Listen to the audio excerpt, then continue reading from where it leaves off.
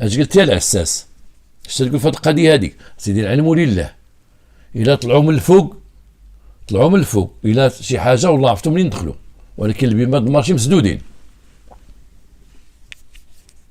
مشكله هذه. مشينا لدار العساس قلبناها، مشينا عند دار العساس، مراتو السلام عليكم السلام، جا راجلك هنا، جا سيدي، جا تعشى سيدي، مشى في حالته سيدي، رجع للخدمه.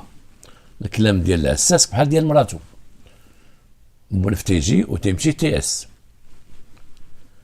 السرقه وقعتو العساس كاين في المارشي،